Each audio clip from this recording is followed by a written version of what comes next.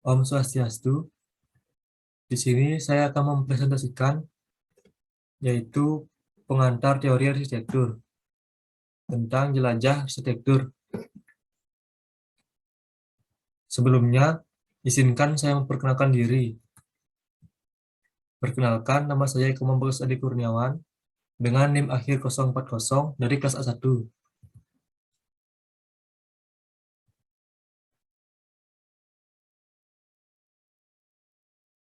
Di sini saya akan menjelaskan yaitu tentang jelajah karya arsitektur Burj Khalifa. Yang pertama ada siapa tokoh Burj Khalifa, apa saja yang terdapat pada Burj Khalifa, dan apa saja unsur-unsur dan faktor-faktor yang mempengaruhi, dan terakhir adalah kesimpulan dan daftar pustaka.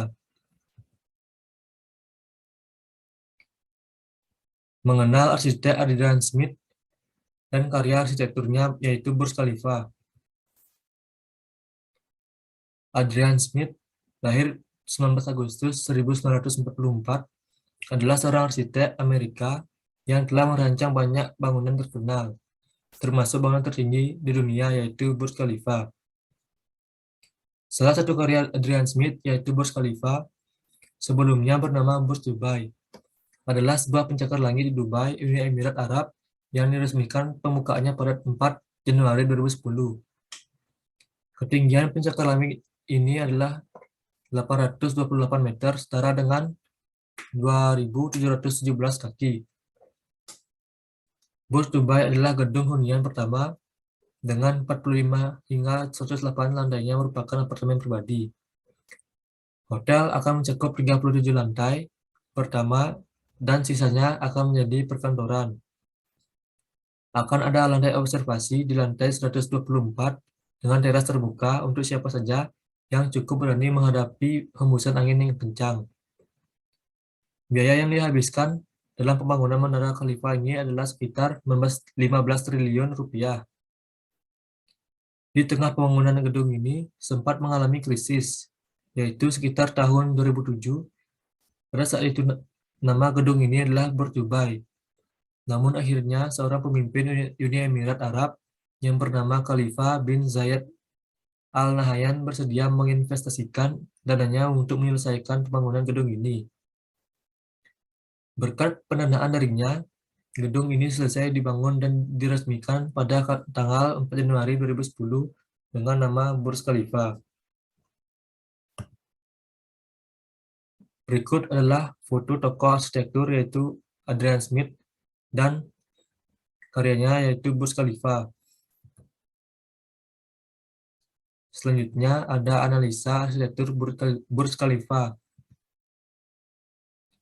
Pada ruang-ruang Burj Khalifa, di lantai bawah terbagi menjadi 3 zona, yaitu hotel, residental, dan butik. Pada 3 zona ini terletak keluar pada bangunan utama yang berbentuk kelompok bunga Hymenocallis. Zona-zona ini pun terpisah satu sama lainnya. Bagian-bagian pada bangunan terbentuk bunga Hymenocallis yang meruncing ke titik puncak, dan bagian-bagian terpotong yang melingkari tinggi gedung. Jumlahnya sebanyak 20 sungai dan danau buatan di sekeliling Burj Khalifa, mempertegas konsep desain kelopak bunga Hymenocallis karena bunga tersebut hidup di atas air.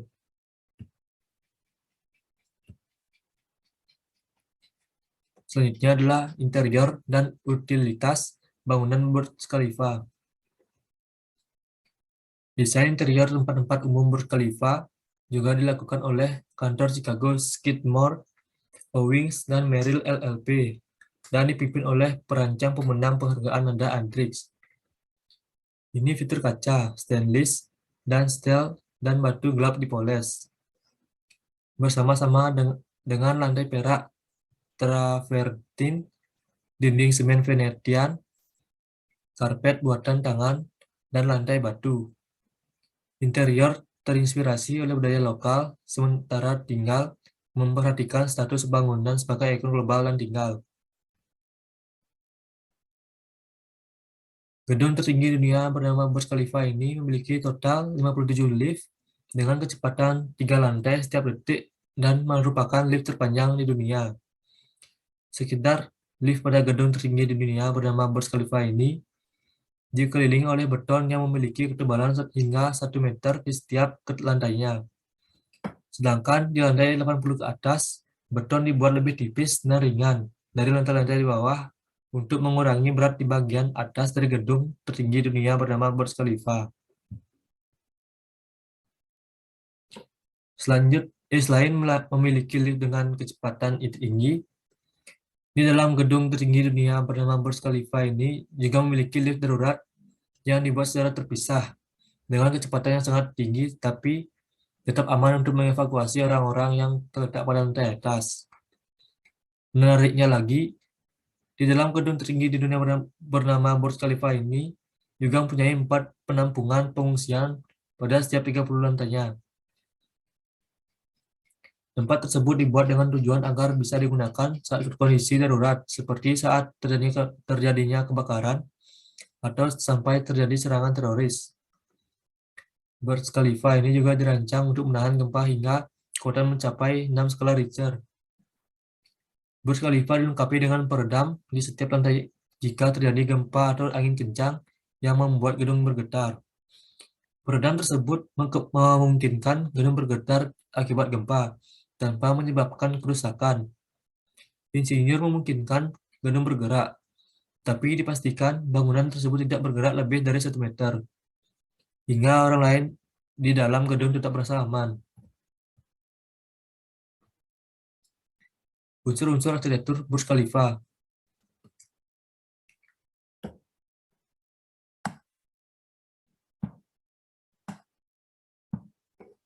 Desain Burj Khalifa berasal dari pola sistem yang terkandung dalam arsitektur Islam. Menurut insinyur struktur Bill Baker dari SOM, desain bangunan menggabungkan unsur budaya dan sejarah tertentu di wilayah tersebut. Sang arsitek Adrian Smith, desainnya merupakan abstraksi dari bunga Hymenocallis, salah satu jenis bunga bakung atau Amaryllidaceae, dengan konsep butterscotch. Menaranya meruncing ke atas, kelopaknya mengupas beberapa bagian, dan akhirnya benang sari menjadi baja tunggal menjulang. Menara ini terjadi dari 3 unsur yang disusun di sekitar inti pusat. Sebagai menara yang menaik dari dasar gurun datar, kemunduran terjadi pada setiap elemen pada pola spiral, mengurangi penampang menara yang saat mencapai ke arah langit. Ada 27 teras di Burj Khalifa. Di bagian atas, inti pusat muncul dan membentuk sebuah puncak menara. Selanjutnya, faktor-faktor terbentuknya Burj Khalifa. Gedung ini mulai dibangun sejak tahun 2004 dan pencetusnya adalah Sheikh Muhammad bin Rashid Al Maktoum. Di tengah pembangunan ini sempat mengalami krisis, yaitu sekitar tahun 2007. Pada saat itu, nama gedung ini adalah Burj Dubai. Namun akhirnya seorang pemimpin Uni Emirat Arab yang bernama Khalifah bin Zayed Al Nahyan bersedia menginvestasikan dananya untuk menyelesaikan pembangunan gedung ini. Berkat pendanaan yang darinya, gedung ini selesai dibangun dan diresmikan pada tanggal 4 Januari 2010 dengan nama Burj Khalifa. Sudah bisa dipastikan kenapa terdapat perubahan pada nama gedung itu. Perubahan nama sudah pasti dimaksudkan untuk penghormatan dan simbol terima kasih kepada Presiden Khalifah bin Zayed Al Nahyan. Pada Burj Khalifa dibangun dengan ambisi serba superlatif yang mengingatkan kisah dalam Alkitab tentang menara marble. Burj Khalifa juga dirancang dengan pengaruh Timur Tengah, menggambarkan pola-pola dan arsitektur tradisional seperti kisi-kisi Masrabiyah yang menyaring sinar matahari gurun. Kesimpulan, berdasarkan penulisan makalah ini dapat disimpulkan beberapa hal sebagai berikut. Yang pertama adalah 1. Burj Khalifa memiliki ketinggian 828 meter dengan memegang rekor gedung tertinggi dunia pada tahun 2010 dengan jumlah lantai 160 lantai. Yang kedua ada Burj Dubai, gedung hunian pertama, 45 hingga 108 lantainya merupakan apartemen pribadi. Hotel mencakup 37 lantai pertama dan adanya lantai observasi di lantai 124 dengan teras terbuka. Yang ketiga, Burj Khalifa ini memiliki total 57 lift dengan kecepatan 3 lantai setiap detik dan merupakan lift terpanjang di dunia. Dan terakhir, konsep gedung Burj Khalifa terinspirasi dari bentuk bunga Hymenocalyx dengan konsep struktural yaitu butterscore. Berikut daftar pustaka, sumber materi yang saya cari.